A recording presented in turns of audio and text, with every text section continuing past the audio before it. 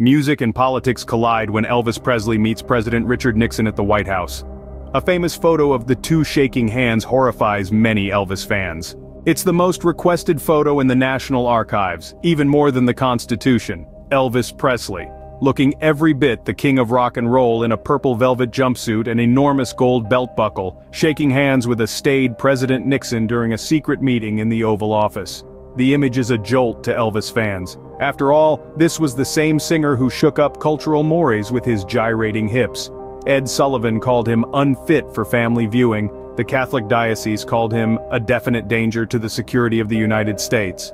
But Nixon, the enemy of counterculture, was as surprised as anyone to hear that Elvis wanted to meet him.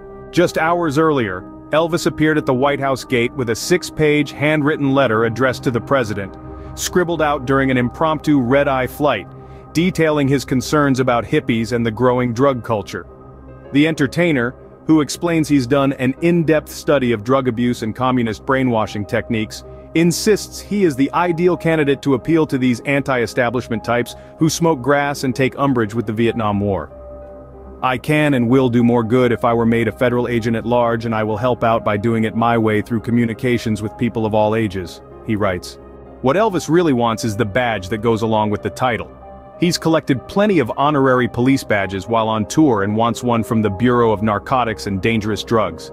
Lucky for him, BNDD liaison Egil Bud Krogh is a fan and loves the idea of hooking up the king and the president. A memo to Nixon points out the rock music culture's influence on the drug subculture, citing the recent drug-related deaths of Janis Joplin and Jimi Hendrix. Suggestions for Presley activities include an album with the theme Get High on Life, and a TV special that dissects popular songs to show drug and other anti-establishment themes.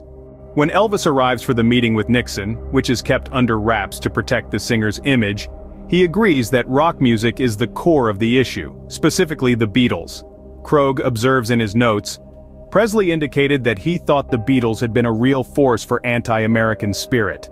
He said that the Beatles came to this country, made their money, and then returned to England where they promoted an anti-American theme.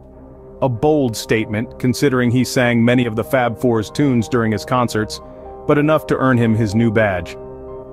After gifting the president with a World War II-era Colt .45 and some Presley family photos, he heads back to Graceland with his prize.